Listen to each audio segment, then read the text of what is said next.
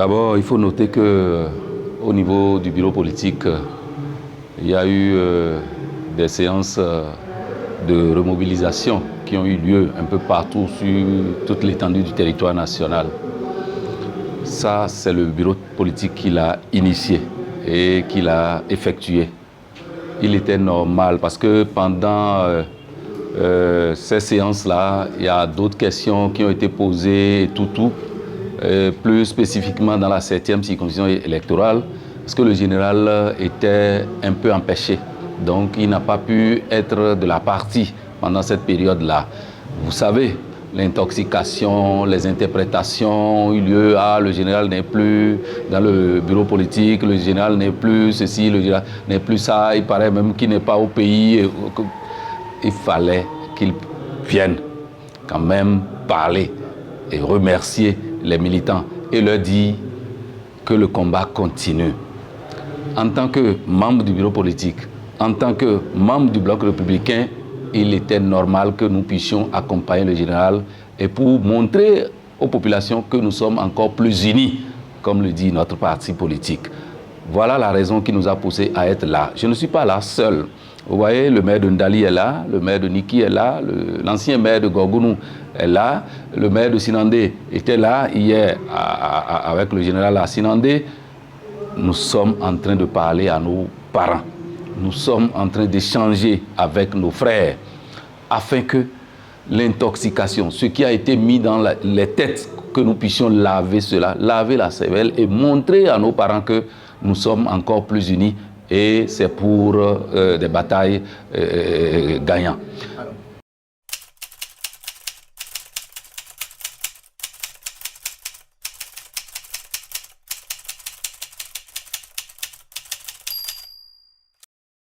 Vous voyez aujourd'hui ce que nos parents traversent.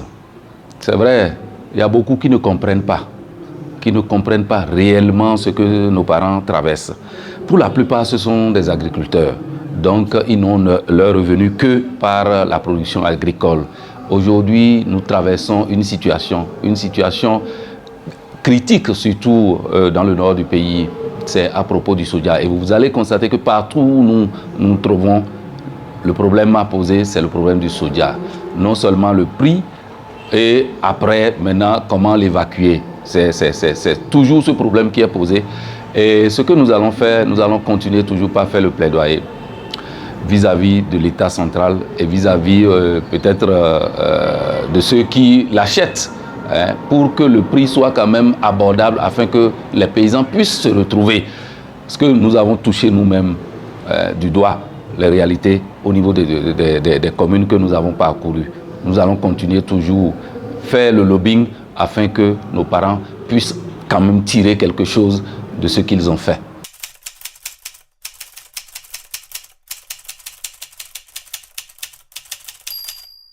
Vous avez constaté déjà, ce sont les préparatifs qui ont commencé. On dit souvent qu'on ne lève pas le chien le jour de la chasse.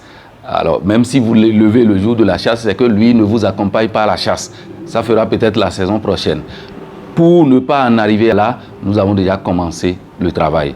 Et petitement, nous allons remonter les choses pour que nous ne soyons pas surpris. C'est vrai, certains avaient été découragés, certains ont été intoxiqués, d'autres ont été déroutés. C'est l'occasion pour nous d'aller vers ces populations-là, d'aller vers ces parents-là, de leur parler, de leur montrer la réalité, de leur dire la vérité, afin que chacun puisse voir clair.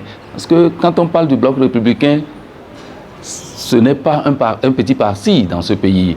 Hein. Si nous ne sommes pas premiers, on doit être deuxième parti du Bénin. Alors nous n'allons pas nous laisser faire, surtout que ce qui nous attend est plus important que ce que nous avons déjà traversé.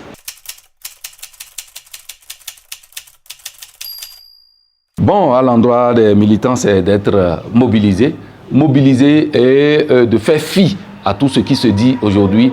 Les bonnes voix sont là. Nous sommes là pour leur donner la vérité et rien que la vérité. Nous avons été choisis par elles et nous sommes là pour elles et pour toujours.